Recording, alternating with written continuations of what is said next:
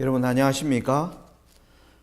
예수께 길을 묻다 16번째 강의를 진행하겠습니다. 제가 15번째 시간부터 The Return of Elijah라는 제목으로 몇 차례에 걸쳐 말씀을 드리겠다고 전달을 했고요. 지난 편에서 The Return of Elijah 제일 첫 번째 내용을 했습니다. 오늘은 The Return of Elijah 두 번째 강의가 되겠습니다.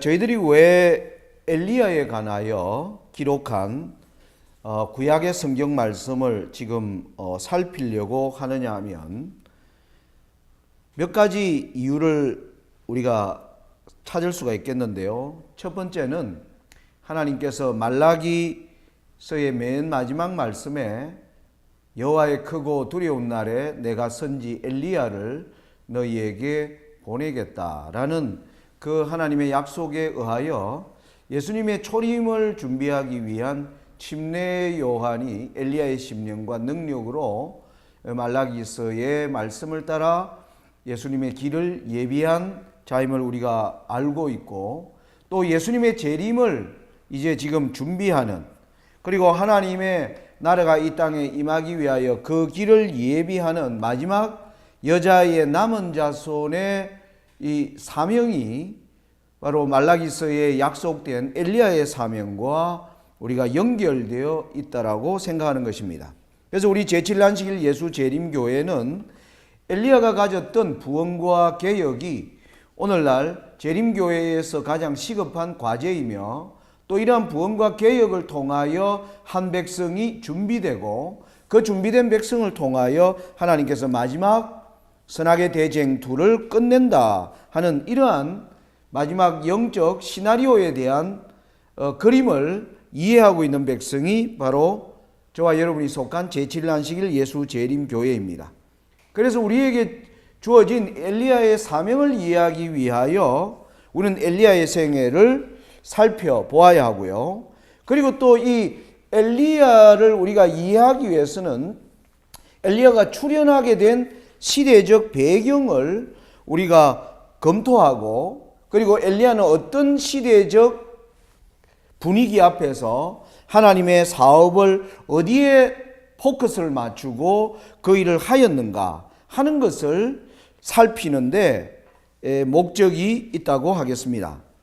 그래서 지난 시간에는 우리가 엘리야가 출현하게 되기까지 솔로몬 이후에 르호보암으로 말미암아 남방 유다와 북방 이스라엘로 나누어진 그 가운데 특별히 북방 이스라엘이 걸어가는 길에 관하여, 그러니까 엘리야가 출현하기 전 북방 이스라엘이 어떤 길을 걸어왔느냐에 대하여 짧게 말씀을 드렸습니다. 그것을 간단하게 요약하면 여로보암에게 하나님이 10지파를 약속하셨습니다.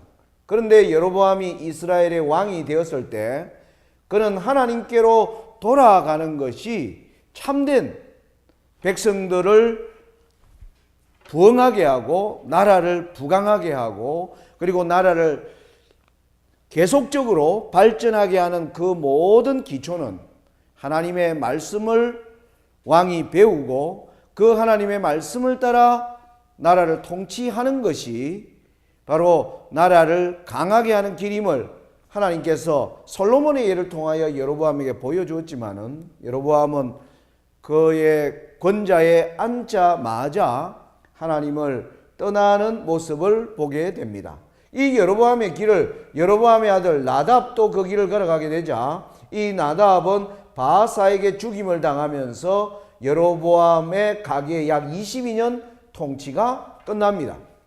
그래서 나답을 죽인 이 바하사의 가계도 엘라로 이어지지만은 이 바하사와 엘라도 여로보암의 길을 따라감으로 말미암아 엘라도 시므리에게 다시 죽게 되면서 여로보암의 왕조, 바하사 왕조 모두가 불행하게 이제 신하들에 의하여 죽임을 당하면서 거기에서 시므리가 7일 동안 이제 북방 이스라엘을 통치하지만은 이때 시므리와 디브디로 나누어진 가운데 북방 이스라엘의 정치가 굉장히 불안하게 연결되어 오는 가운데 그때 북방 이스라엘의 모든 군대가 오므리를 중심으로 지금까지 불안한 이스라엘의 역사를 끝내도록 하나님께서 역사하신 것이 바로 오므리 시대라는 것을 말씀을 드렸습니다. 그래서 오므리는 지난날의 불안한 왕정 시대를 이제 끝내고 사마리아 산을 사서 그곳에 북방 이스라엘의 수도를 건설합니다. 그러면서 그가 이제 나라의 기반을 다지기 위하여 하나님께로 돌아갈 수 있는 그러한 절호의 기회를 오므리는 놓친 것을 우리는 열왕기상 16장에서 이야기하고 있는 것을 보았습니다. 그 오므리가 생각한 것은 나라의 앞으로의 모든 부강한 나라의 조건을 하나님의 말씀에 기초를 두는 것이 아니라 시돈 왕과 동맹을 맺음으로 말미암아 이스라엘의 서편에 있는 그 당시 지중해의 가장 부강한 나라 바로 두로와 손을 잡음으로 말미암아 두로의 부를 통하여 나라를 부강하게 하고 그 부강한 힘을 통하여 북쪽의 아람과 그리고 남쪽의 애굽과 같은 유다와 애굽을 견제하려고 하는 그러한 정책을 서게 됨으로 말미암아 두로 왕과 이제 동맹하는 방법이 자신의 아들 아합을 바로 두로의 공주 엣바알의 딸 엣바알은 바알을 위하여 평생을 섬기기로 선택한 이세벨과 결혼시킴으로 말미암아 여로보암이 걸어간 우상 숭배의 제약에 드디어 바알 숭배의 큰 제약을 길을 여는 일들을 오므리와 아합의 시대에 열어나간 것을 우리가 보게 됩니다. 그런데 이 결합이 여기서 끝난 것이 아니었습니다. 여러분이 보시면 아합이 왕이 되었을 때 남방 유다에는 여호사밧이 왕이었습니다. 그런데 아합과 이세벨 사이에서 이제 아달랴가 딸이 태어나는데 이 아달랴는 어머니의 바알의 모든 정신을 그대로 이어받은 그러한 여인임에도 불구하고 여호사밧과 아합 사이에 이제 군사 동맹을 맺기 위하여 여호사밧의 아들인 여호람과 아합과 이세벨의 딸인 아달랴를 결혼시키는 이제 정책으로 가게 된 것입니다. 그 말은 바알의 숭배가 이제 두로 왕과의 혼인을 통하여 북방 이스라엘의 바알 신의 모든 사상들이 하나님의 백성의 생애 속으로 들어오는 길을 아합이 열었고 아합이 열어놓은 길을 남방 유다의 여호사밧은 자신의 아들과 아합의 딸을 결혼시킴으로 말미암아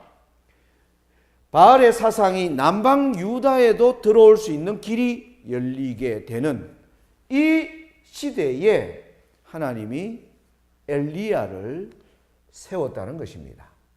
여러분 이 이후에 보면 이 남방 유다의 여호람이 죽고 여호람과 아달라 사이에 난 아들이 아하시아입니다.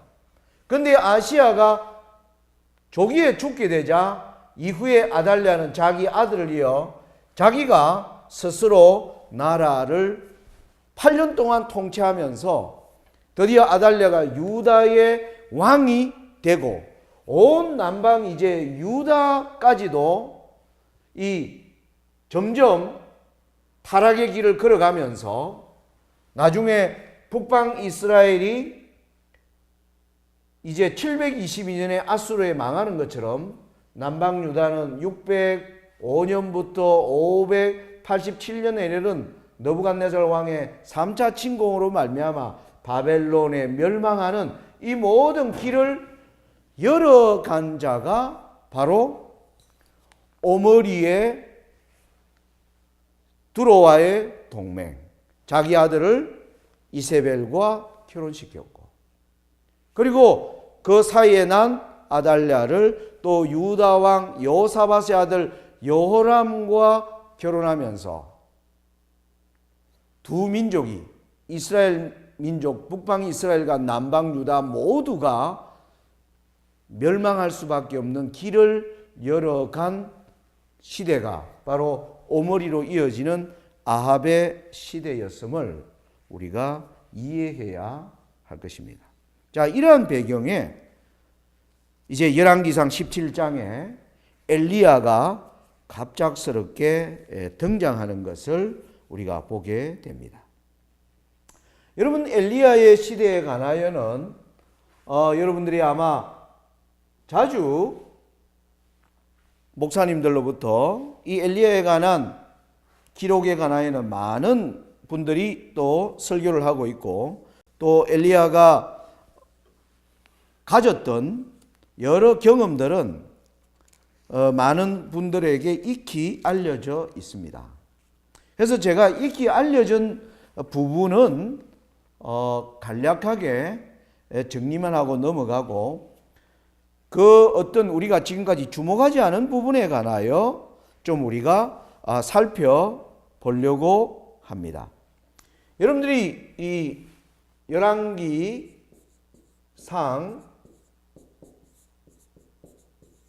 17장부터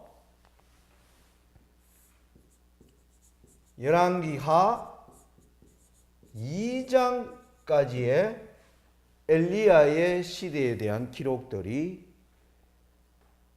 나타나는 것을 여러분들이 성경을 통해서 확인할 수가 있습니다. 여러분, 17장의 내용은요, 17장의 내용은 엘리야가 아합에게 나타나서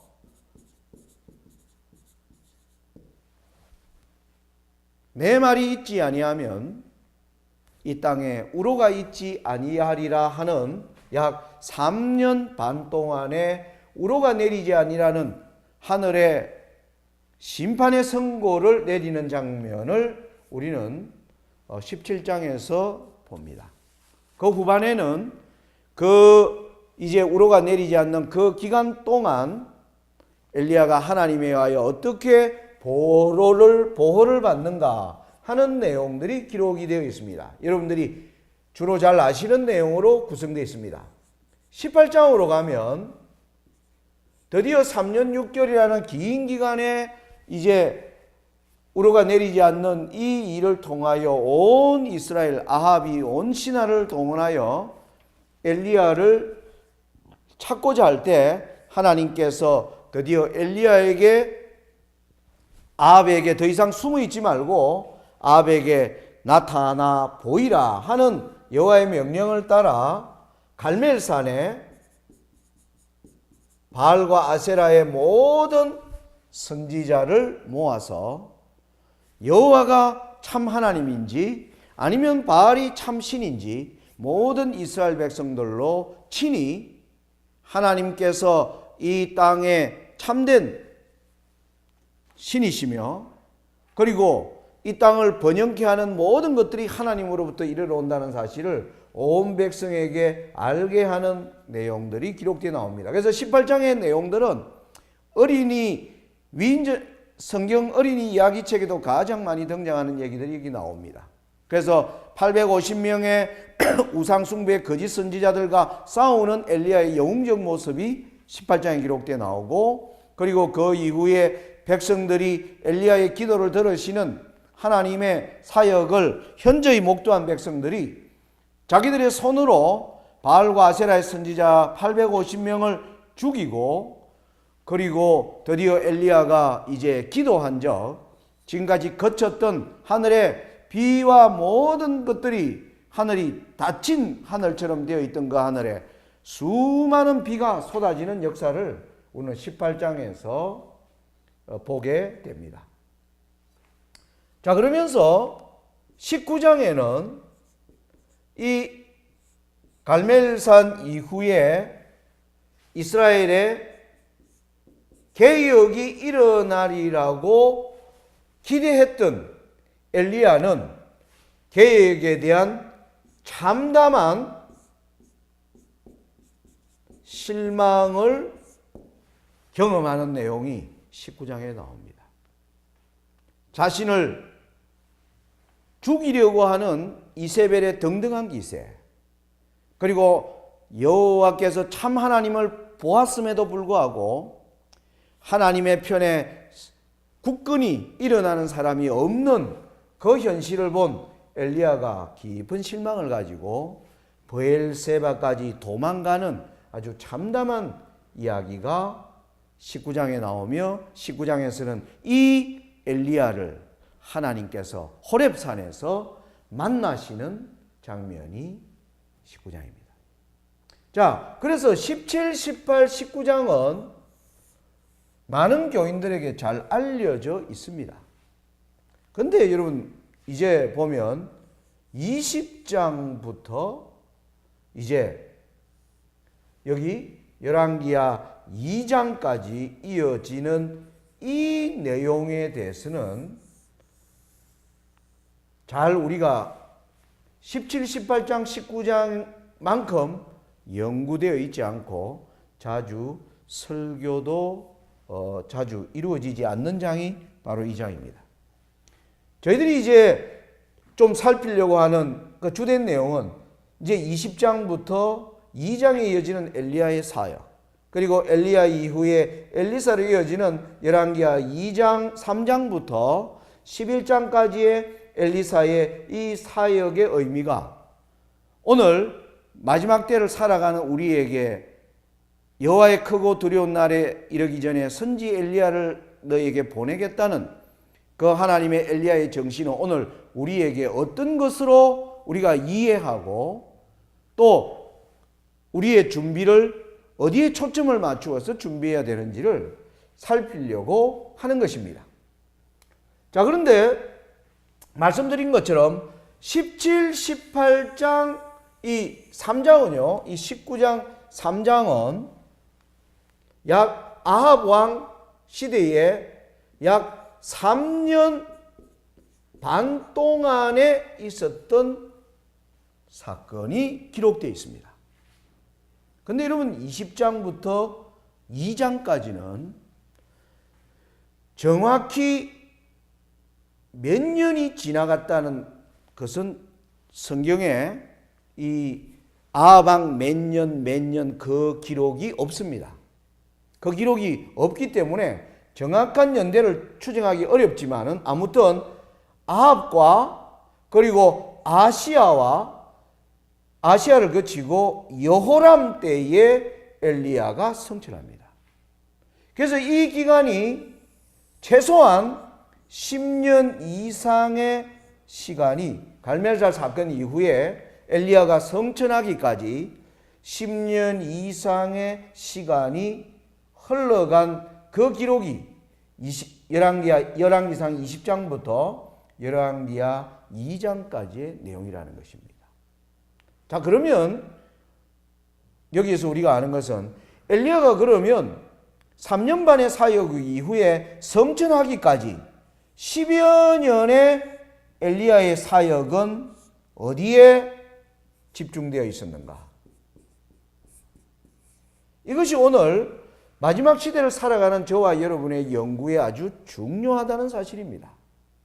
여러분, 왜냐하면요, 17, 18장, 19장에서 엘리야가 기도하며 그 이스라엘 땅에 3년 6개월에 그 우로가 내리지 않는 그 큰 재앙, 그리고 그 이후에 하나님께서 엘리야의 기도의 제물을 받기 위하여 하늘에서 큰 불이 내려오고, 그리고 거기에 감동받은 백성들이 바알과 아세라 선지자 850명을 죽이고 그 후에 큰 비가 내리지만은 엘리야가 생각했던 개혁과 부흥은 일어나지 않습니다. 여러분 19장에 보시면. 그래서 엘리야가 깊은 실망을 한 엘리야에게 하나님께서 그를 호렙산으로 부르시고 그에게 한 길을 말하고 계신 이 길이 개혁과 부흥과 개혁에 실망한 백성들, 부흥과 개혁이 지체되고 있는 오늘 우리 시대도 마찬가지입니다. 오늘 하나님의 교회는요, 마지막 주의 재림이 가깝다는 이러한 모든 것들을 우리가 얘기하면서 곳곳에서 부흥과 개혁, 너전비에 대한 강렬한 열망, 그리고 그런 것을 위하여 곳곳에서 대도시 전도, 씨 뿌리기, 그런 여러 가지 일들을 우리가 시행하고 또 백성들에게 그러한 길을 만들어 나가지만은 하나님이 원하시는 참된 부흥과 개혁은 실종되고 교회는 점점 영적으로 지금 위기 가운데 있는 것이 사실입니다. 자, 그러면 우리가 구약 이 열왕기 상에서 우리가 얻을 수 있는 저는 교훈이 뭐냐? 바로 엘리야의 이러한 큰 사업도 백성들을 부흥과 개혁으로 이끄는데 실패한 것입니다. 그래서 그 실패로 인하여 실망하고 있는 엘리야에게 하나님께서 나타나셔서 그에게 이제 이 이후에 바로 갈멜살 이후에 엘리야가 성천하기까지 그러면 어디에 그의 모든 노력과 헌신을 집중해야 할 것인가 하는 내용은 바로 19장 이후의 테마에서 우리가 찾아 나가야 한다는 것입니다. 자, 그런 관점에서 우리가 이 내용들을 이해하고 이 배경을 이해하는 것 중요합니다. 자, 그러면 이제 이런 관점에서 오늘은 17, 18, 19장을 간단하게 이제 좀 정리를 하겠습니다.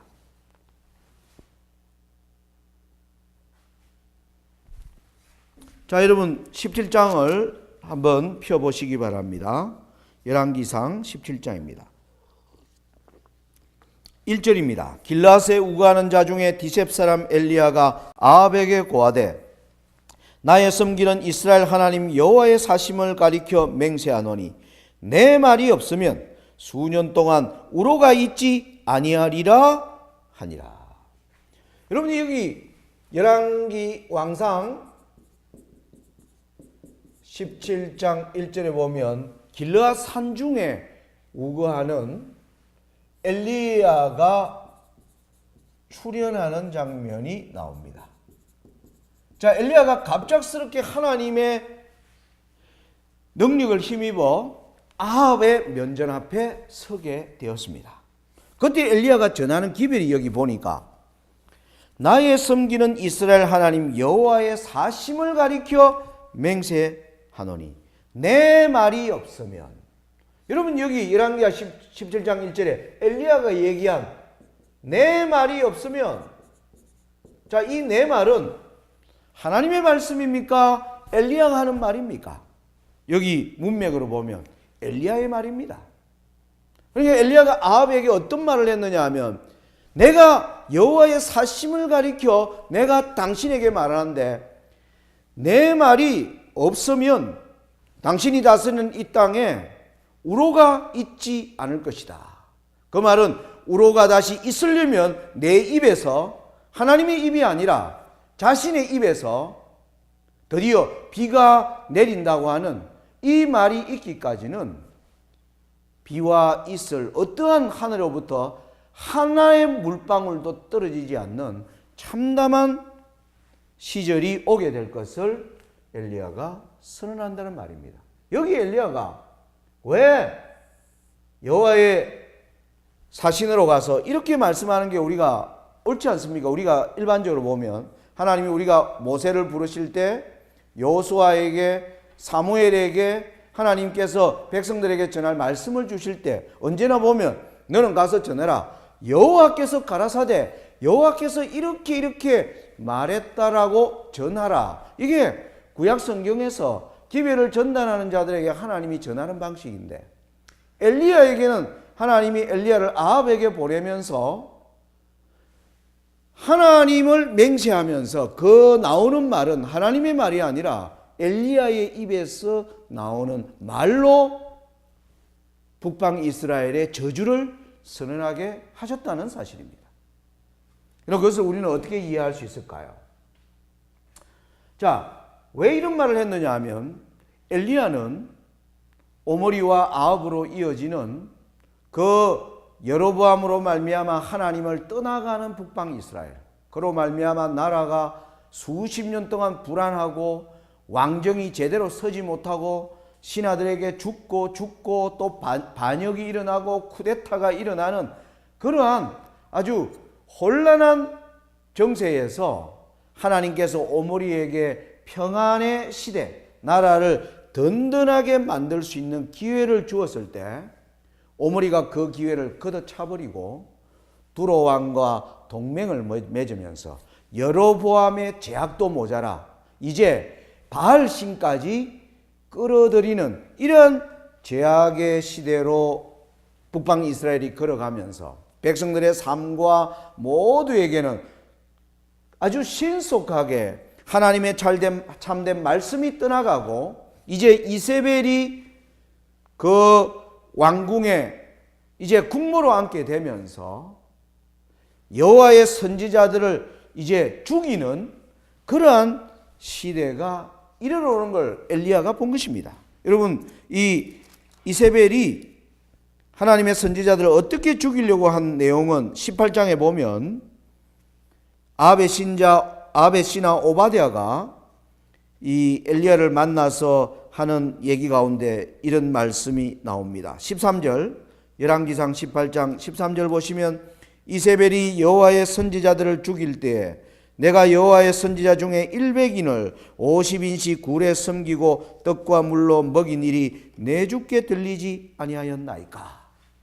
이 오바댜가 자신을 찾아온 엘리야에게 자기에게 긍휼을 베풀기를 원하는 심령으로 자신이 지난날 일한 비밀스러운 일들을 엘리야에게 말하고 있는 장면입니다. 이세벨이 하나님의 선지자라고 하는 자들은 다 씨를 말리고 죽일 때, 그래서 수많은 선지자들이 죽임을 당했고 또 수많은 선지자들이 이제 엘리야가 두려워서 온 곳으로 이제 숨어서 다닐 때 오바댜가 그때 50인을 100인을 두 그룹으로 나누어서 그들을 먹이고 그 생명으로부터 죽임으로부터 구원한 사실을 오바댜가 알려주는 가운데 우리가 알 수 있는 것은 이세벨이 드디어 이제 북방 이스라엘의 국모로 자리를 잡으면서 신속하게 바알의 시대를 열어가는, 그리고 백성들은 이제 하나님의 말씀을 떠나는, 그리고 백성들의 모든 그들에게 오는 생애의 부유함과 농사를 지으면 농사의 풍요로움, 그 모든 것들이 하나님께로부터 옴에도 불구하고 바알에게로부터 온다고 하는 거짓 사상이 온 땅에 퍼져나가는 것을 본 엘리야가 뭐라고 기도했느냐 하면, 하나님, 이러한 악을, 이렇게 신속하게 퍼져가는 악을 하나님 막기 위해서는 하나님 이 땅에 농사, 이 땅의 백성들을 풍요롭게 하는 비와 물, 모든 것들이 바알에게 온다고 하는 이들을 깨우치게 하기 위해서는 하나님께서 비와 우로를, 비와 있을 모든 것을 하나님께서 거치는 이 재앙을 하나님 내리셔야 이 백성들이 이 재앙을 통하여 그들이 하나님을 떠난 것을 알게 되고 나중에 이 백성들이 그것을 깨닫게 될 때 하나님께로 돌아오는 일이 있을 것입니다. 그래서 엘리야는 날마다 하나님께 기도하는 사람이었습니다. 저는 오늘날 세상에 이렇게 세상이 지금 거대한 악의 물결들이 넘실대는 길로 세상은 지금 가고 있습니다. 정치가들, 그리고 세계를 움직이는 수많은 엘리트들, 그리고 정치, 경제, 종교, 이 모든 세력들이 지금 한 묶음이 되어서 하나님을 떠나는 시대에 우리가 지금 보고 있지 않습니까? 우리가 여러분 요한계시록 18장에 보면 엄녀가 다스리는 큰 성 바벨론이 어떻게 구성되느냐 하면 타락한 종교인 음녀에게 왕들, 정치 세력들이 결탁하고 그리고 상고들, 돈을 가진 큰 경제적 부를 가진 자들까지 결탁함으로 말미암아 정치, 종교, 경제가 하나같이 뭉쳐서 하나님을 떠나는 대배도의 시대를 보면서 오늘날 이 세상의 악의 물결, 이 악의 물결이 지금 교회로 넘실대며 들어오고 있는 것입니다. 교회가 오늘날 바벨론의 모든 사상이 세상에 넘칠 뿐만 아니라 하나님의 교회 안에도 바벨론의 이런 정신들이 넘실대는 시상에 지금 우리가 살고 있음을 우리는 기억하고 그것을 인정해야 할 것입니다. 그래서 이러한 재앙을 보는 사람들의 울부짖음, 하나님 이 일을 끝내기 위해서는 하나님께서 친히 일하셔야 됩니다. 이 일을 인간은 할 수 없습니다. 하나님 이 세상에 일어나는 악의 죄악, 교회에 들어오는 이 악의 거대한 조류를 누가 막을 수 있겠는가? 이 일을 하나님만이 하실 수 있습니다. 이런 기도를 드리는 사람들은 바로 여기 열왕기상 17장에 나오는 엘리야의 기도가 바로 그런 기도였다라고 생각하는 것입니다. 엘리야는 그 시대에 자신의 나라와 민족들에게 범람하는 죄악, 그리고 점점 악에 완전히 물들어가서 이제 모두가 떠내려갈 수밖에 없는 그 상황을 보면서 하나님께 기도하는 사람이었다는 것입니다. 그래서 하나님께서 이 엘리야의 기도를 들으시고 오늘 하나님이 엘리야에게 그래 내가 너에게 기회를 줄 테니까 그러면 너가 아합에게 가서 나의 이름으로 맹세하면서 네가 그렇게 기도한즉 내가 네가 기도한 대로 내가 시행하겠다. 그래서 네가 우로가 그치리란 그날부터 우로가 그치고 네가 다시 이제 비를 내려달라고 할 때 내가 비를 내릴 테니까 너는 아합에게 가서 그렇게 전하라. 그래서 엘리야가 아합 왕 앞에 서서 내 말이 없으면 우로가 있지 아니하리라. 이 말을 선언한 것입니다. 그러면서 그는 사라져 버렸습니다.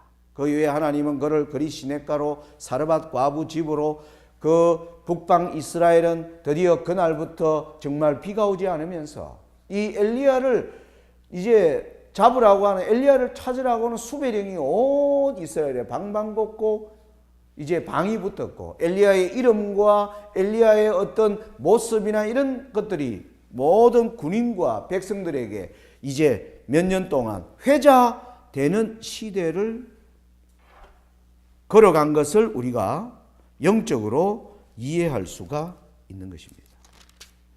자, 그러면서 이제 18장으로 가면 많은 시간이 지나고 18장 1절입니다. 많은 날을 지내고 제3년에 여호와의 말씀이 엘리야에게 임하여 가라사대 너는 가서 아합에게 보이라. 내가 비를 지면에 내리리라.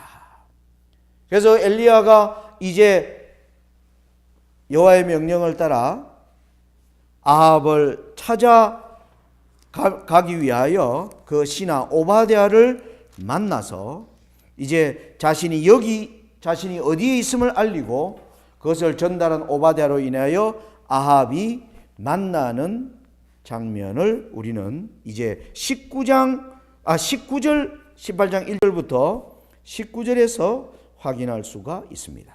자, 아합에게 만난 이 엘리야의 말대로 20절에 보면 아합이 이에 이스라엘 모든 자손에게로 보내어 선지자들을 갈멜산으로 모으니라.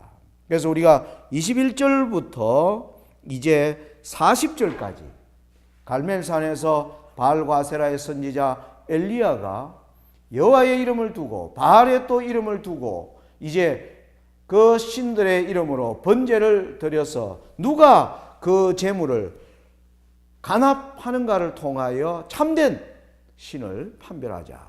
그 내용에 온 아합 왕과 그 모든 왕궁에 있는 기인들과 그리고 백성들이 총의의 관심을 가지고 이제 지켜보는 가운데 하나님께서 엘리야의 기도를 들으시는 놀라운 역사를 하나님 이루어 주시고 그리고 41절 보겠습니다. 이제 그 일을 이룬 이후에 엘리야가 아합에게 이르되 올라가서 먹고 마시소서. 큰 비의 소리가 있나이다. 자, 자신이 처음에 나타났을 때 말은 내 말이 없으면 우로가 있지 않겠습니다. 드디어 왕에게 왕이여 이제 큰 비가 내리겠습니다. 라고 전달하면서 이제 엘리야의 기도로 말미암아 비가 지면에 억수같이 쏟아지는 내용이 이제 18장으로 마치게 됩니다. 자, 그럼 이제 이 내용 여러분들 잘 아시고요. 그 다음 19장을 보겠습니다.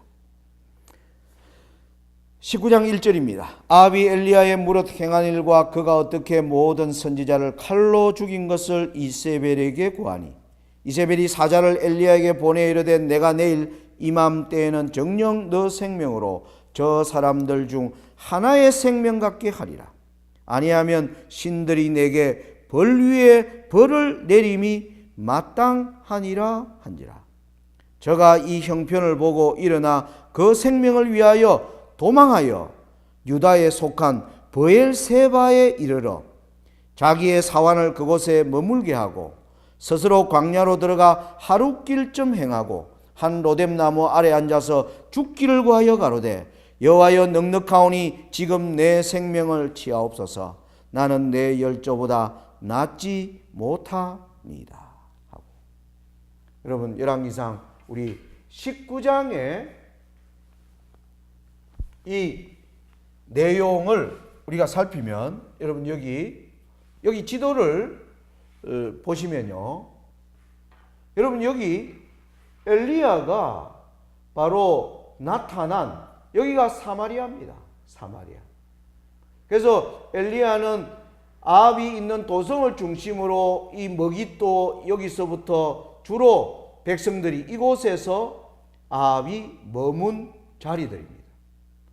그런데 엘리야가 자신이 이제 엘리야는 아마 우리가 상상할 수 있는 것이 뭐냐 하면 그는 하나님께서 그의 기도를 들으시고 모든 백성에게 바알이 거짓이며 여호와가 엘리야의 하나님이 참신임을 그렇게 분명하게 보여주었고 백성들의 손으로 바알과 아세라의 선지자를 죽였으니 이제 부흥과 개혁의 실마리가 이제 제공되었고 따라서 백성들 가운데 하나님을 위하여 일어나는 자가 이제 많이 있을 것이라고 엘리야는 기대하며 자리에 누웠는데 그 이후에 엘리야는 깊은 실망에 빠지게 되는 장면이 19장 1절과 2절의 내용입니다. 그에게 들려오는 왕궁으로부터의 첫 소식은 기세등등한 이세벨의 증가였습니다. 자기의 생명을 갈갈이 찢어버리겠다는 엘리야의 그 위협 앞에 엘리야가 정말 겁난 것은 이세벨의 위협도 위협이거니와 엘리야는 여기서 이렇게까지 했지만은 기세가 꺾이지 않는 아합과 엘리야 그리고 그러한 상황 가운데 자신을 위하여 하나님을 위하여 일어나는 어떠한 사람도 없음을 보면서 엘리야는 깊은 절망에 빠져서 우리가 3절에 보니까 그가 어디까지 도망가느냐 하면 브엘세바까지 도망가는. 여러분 브엘세바가 어디냐면 여기입니다. 여기 브엘세바. 여러분 여기 초록색으로 되어 있는 땅은 북방 이스라엘 그리고 이제 흑색깔로 갈색으로 되어 있는 것이 바로 남방 유다입니다. 그러니까 엘리야가 이곳 사마리아로부터 여러분 브엘세바까지 엄청난 수십일의 밤을 지나면서 그가 어디까지 도망갔느냐 하면 브엘세바까지 도망한 거예요. 여러분 그가 브엘세바로 도망갔다는 말은 북방 이스라엘에 있으면 자기의 생명을 부지할 수 없다고 느낀 그는 남방 유다로 도망와서 남방 유다도 어디까지 아주 깊은 지경까지 엘리야가 도망쳐온 것을 보게 됩니다. 여기서 엘리야의 실망의 정도가 얼마했는가? 엘리야의 이 실망은 엘리야를 얼마나 자신을 극도의 공포로 빠지게 해서 엘리야의 모습이 얼마나 처참하게 믿음의 사람이 연약하게 되었는지를 보여주는 하나의 거리를 설명하고 있습니다. 사마리아로부터 브엘세바까지. 여러분, 이게 지금 정확히 제가 걸어서 얼마나 걸리는지 저희 이것을 여행 안 해서 못하지만은 많은 분들이 얘기할 때 이 거리는 최소한 한 달이 넘는, 여기 우리 이후에 보면 브엘세바에서 다시 그 호렙산까지 가는 거리에 보면 엘리야가 40일을 걸어서 호렙산까지 가는 내용이 나옵니다. 그러니까 이 거리를 걸어가는데 엘리야가 수십일의 밤과 낮을 슬퍼하면서 브엘세바로 갔고, 거기 한 로뎀나무 아래에서 그의 기도의 제목은 하나님 저를 죽여 주시옵소서. 그 말은 하나님 살고 싶지 않습니다. 하나님 사는 게 의미가 없습니다. 이게 엘리야의 기도였습니다. 왜요? 하나님, 이 백성들이 하나님을 떠나고 하나님께서 놀랍게 저의 기도를 들어주시고 3년 6개월 동안 하늘을 닫고 그렇게 하나님의 현자심을 보여주었는데도 일어나지 않는 이 백성에게 하나님 더 이상 무엇을 기대할 수 있겠습니까? 엘리야는 자신의 기도의 응답을 하나님이 받으시면 그 기도의 기대대로 하나님의 사업이 다시 힘을 받고 일어나리라 엘리야는 기대했지만은 그 기대마저도 산산조각으로 무너졌고, 자신이 활동하던 이 지역에는 이세벨이 기세가 등등하여 엘리야를 보는 자는 적극적으로 죽이려고 하는 그 형편 가운데 있게 된 것입니다. 여러분, 자, 그 뒤에 보시면 이 로뎀나무 아래 이제 지쳐버린, 육신도 지치고 영적으로 정신적으로도 지쳐버린 이 하나님의 종을 하나님께서 얼마나 긍휼히 여기시고 아끼시는지를 우리는 5절부터 볼 수가 있습니다. 5절 보겠습니다. 로뎀나무 아래 누워 자더니 천사가 어루만지며 이르되 일어나서 먹으라 하는지라. 본적 머리맡에 숯불에 구운 떡과 한 병 물이 있더라. 이에 먹고 마시고 다시 누웠더니 여호와의 사자가 또다시 와서 어루만지며 이르되 일어나서 먹으라. 너가 길을 이기지 못할까 하노라 하는지라. 이에 일어나 먹고 마시고 그 식물의 힘을 의지하여 40주 40야를 행하여 하나님의 산 호렙에 이르니라. 여러분, 깊은 절망에 빠져서 통곡과 눈물로 하나님께 간구하며 하나님 더 이상 살고 싶지 않습니다. 하나님, 제가 더 이상 이런 모습을 더 이상 보고 살고 싶지 않습니다. 하나님, 이 백성을 위하여 이렇게 일했는데도 하나님의 위한 구원과 개혁 사업이 이렇게 힘든 일이라면 하나님 어떻게 이 백성을 하나님 돌이켜 당신의 사업을 이루실 수 있겠습니까? 처절하게 실망한 이 종을 하나님 천사를 보내서 그의 모든 아픈 마음과 힘든 육신을 어루만져 주시면서 그에게 음식을 먹이시는 하나님의 모습입니다. 그러면서 그 하나님의 나타나심은 이 엘리야에게 네가 하나님의 산 호렙에 가라. 이전에 모세가 여호와를 만났던 장소였습니다.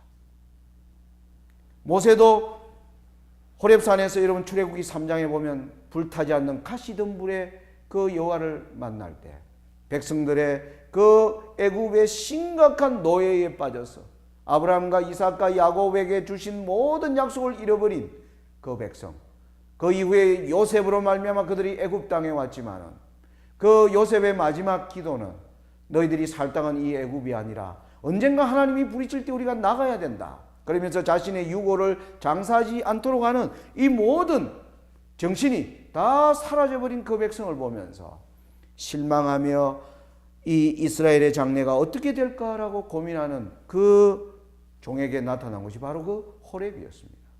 지금 실망한 엘리야에게 이 브엘세바로부터 40일 40야를 걸어서 다시 하나님의 산 호렙으로 오게 하기 위하여 하나님께서 그를 먹이시는 장면. 여러분 이제 9절 이후를 보면 그 호렙 산에서 한 굴에 들어가서 기도하는 엘리야를 보게 됩니다. 그때 엘리야가 기도할 때 여러분 9절 보겠습니다. 엘리야가 그곳 굴에 들어가 거기서 유하더니 여호와의 말씀이 저에게 임하여 이르시되 엘리야야 너가 어찌하여 여기 있느냐. 저가 대답하되 내가 만군의 하나님 여호와를 위하여 열심히 특심하오니 이는 이스라엘 자손이 주의 언약을 버리고 주의 단을 헐며 칼로 주의 선지자들을 죽였으며 오직 나만 남았거늘 저희가 내 생명을 찾아 취하려 하나이다. 여러분 이때 동굴 가운데 있는 엘리야를 만나신 하나님께서 엘리야에게 엘리야야 너가 어찌하여 여기 있느냐. 여러분 그것은 바로 너가 어찌하여 실망하여 여기 이렇게 좌절하여 있느냐. 엘리야는 그곳에서 하나님께 죽여달라고 하는 이 엘리야를 만나신 하나님의 질문에 대하여 엘리야가 대답합니다. 하나님 제가 이렇게 기도했고 하나님이 저의 기도를 들어주셨고 그 기도를 따라 백성들이 하나님의 참된 모습을 하나님이 참신이심을 온 백성이 알았습니다. 그리고 그 땅에 큰 비가 내렸고 그렇음에도 불구하고 오히려 아합과 이세벨은 기세가 등등하여 아마 엘리야가 여러분 이세벨이 했을 것입니다.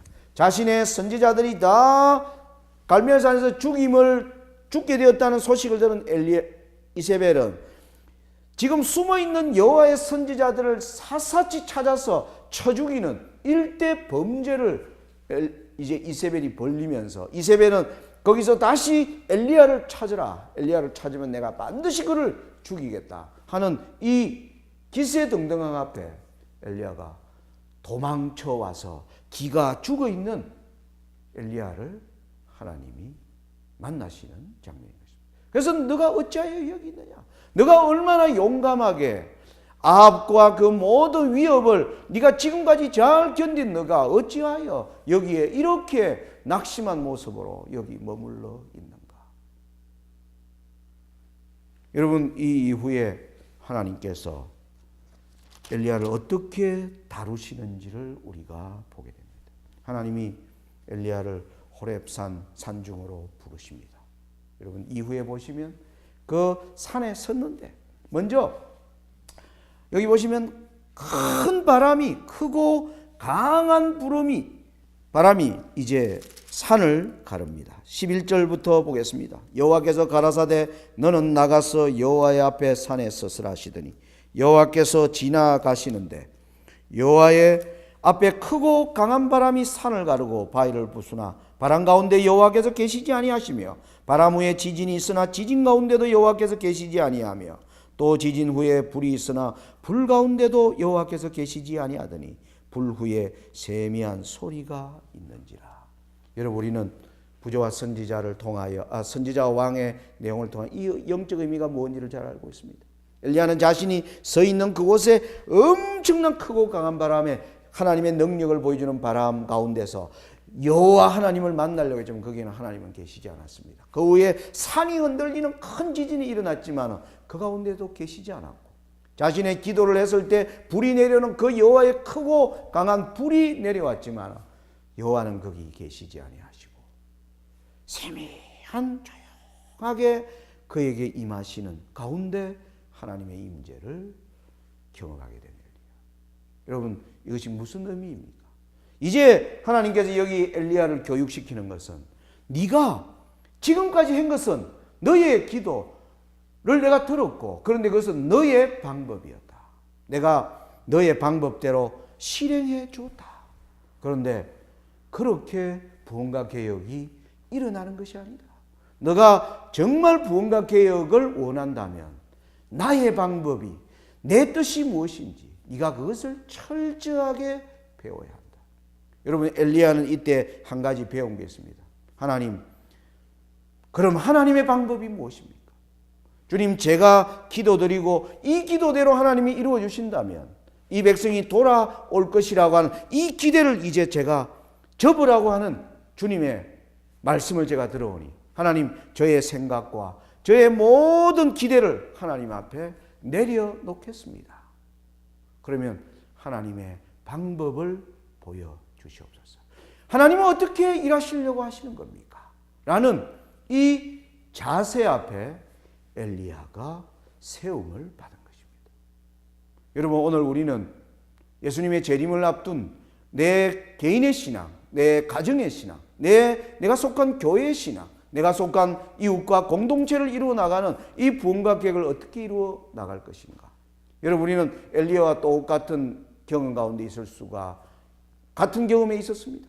우리는 우리의 방법, 우리의 기도를 하면서 이 일, 이런 방법, 이런 프로그램, 이러한 길들을 찾아가면 백성들이 일어날 것이다. 여러분, 우리는 이제 2015년이 이제 불과 보름 앞으로 다가왔는데 2015년은 우리 재림교회가 SD라는 완전한 조직을 갖추고 출범한 지 150년이 이제 되는 해입니다. 그 기간 동안 우리는 늦은비의 역사, 마지막 한 백성들이 부흥과 개혁으로 완전히 이루어지는 이를 위하여 수많은 방법을 동원해 봤습니다.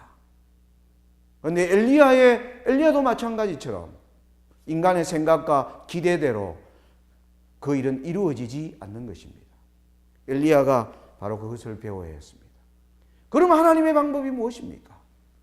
저는 우리가 오늘 예수님의 재림을 앞둔 이 교회의 영적 형편과 세상에 지금 극악한 악의 물결이 흘러가는 이 가운데 이 부흥과 개혁을 원하는 저와 여러분들이 바로 이 엘리야가 경험했던 이 자리에 우리 모두가 서 있어야 한다고 믿는 바입니다. 하나님께서 그 엘리야에게 하신 말씀이 처방이 나옵니다. 우리 15절 보겠습니다. 열왕기상 19장 15절입니다. 여호와께서 저에게 이르시되 너는 내 길을 돌이켜 광야로 말미암아 다메섹에 가서 이르거든 하사엘에게 기름을 부어 아람 왕이 되게 하고 너는 또 님시 아들 예후에게 기름을 부어 이스라엘 왕이 되게 하고 또 아벨 모올라 사바세 아들 엘리사에게 기름을 부어 너를 대신하여 선지자가 되게 하라. 하사엘의 칼을 피하는 자를 예후가 죽일 것이요 예후의 칼을 피하는 자를 엘리사가 죽이리라. 그러나 내가 이스라엘의 가운데 7,000일을 남기리니 그가 다 무릎을 바알에게 꿇지 아니하고 그 입을 바알에게 맞추지 아니한 자니라. 여러분, 바로 여기 15절부터 18절까지 하나님의 길이 나옵니다. 여러분, 이 내용은 바로 다음 시간 The Return of Elijah, 우리가 세 번째 시간에 이제 엘리야가 이 3년 6개월의 우로가 거친 이 기간 이후에 자신의 기도와 방법으로 이루어지지 않는다는 것을 배운 엘리야가 이제 하나님의 방법이 무엇인지, 하나님은 어떻게 부흥과 개혁의 마지막 사업을 끝낼 것인지, 어떠한 방법으로 하나님은 그 길을 준비하고 계신지를 배우려고 한 엘리야에게 하나님께서 그 길을 보여주시는 그 내용을 통하여 오늘 우리가 우리의 모든 노력과 헌신을 어디에 쏟아야 될지를 우리는 다음 공부를 통하여 알게 되겠습니다. 저는 오늘 이 강의를 마치면서 여러분들, 지금 우리는 구약 성경을 열심히 저는 연구해야 된다고 믿습니다. 여러분, 구약 성경이 오늘 우리의 영적 형편을 보여주는 중요한 내용들은 구약 성경 가운데 있습니다. 여러분, 신약 성경은 여러분 예를 들면 신약 성경에 여러분들 잘 아는 디모데후서 3장에 모든 사도 바울의 말씀, 모든 성경은 하나님의 감동으로 된 것으로 그렇게 얘기한 이 사도 바울의 그 당시 모든 성경은 여러분 신약 성경이 포함된 것입니까? 아니면 구약 성경입니까? 예, 여러분 디모데서는 사도 바울이 디모데에게 보내는 편지는 사도 바울이 그 편지를 쓸 때만 하더라도 사도 바울은 자신이 쓴 편지서가 하나님의 거룩한 성경 66권 가운데 들어가리라고는 그는 알지 못했습니다. 사도 바울의 이 편지서들이 하나님의 성경에 포함되기 시작한 것은 AD 2세기, 3세기에 걸쳐서 이루어진 것을 보게 됩니다. 그러면 사도 바울이 자신이 전하는 모든 이방 사람들에게 주 예수 그리스도의 복음을 전하기 위하여 그가 그들에게 연구하라고 하신 성경 말씀은 여러분 구약 성경인 것입니다. 구약 성경.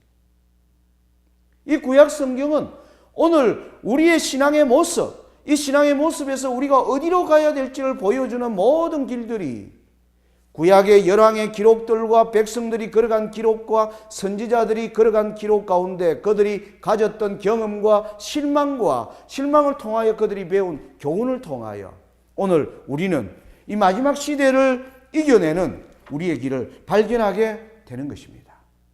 우리가 예수께 길을 묻다라는 이 제목 가운데 바로 엘리야가 이제 배우는 이 영적 교훈을 여러분들 이제 얼마 기간 동안에 여러분들 열심히 한번 개인적으로 열왕기상 17장부터 19장의 배경을 여러분들 이해하시고 20장부터 엘리야의 성천까지의 엘리야가 하는 사역에 여러분들 초점을 한번 맞추어서 말씀을 연구해 보시기를 간절히 바랍니다. 그래서 우리가 몇 주 후에 다시 이 강의를 통하여 하나님께서 우리에게 주시는 참된 영적 교훈으로 우리가 새롭게 주의 부흥과 개혁의 길을 걸어가는 성도님들이 되시기를 바라면서 오늘 말씀을 마치겠습니다. 감사합니다.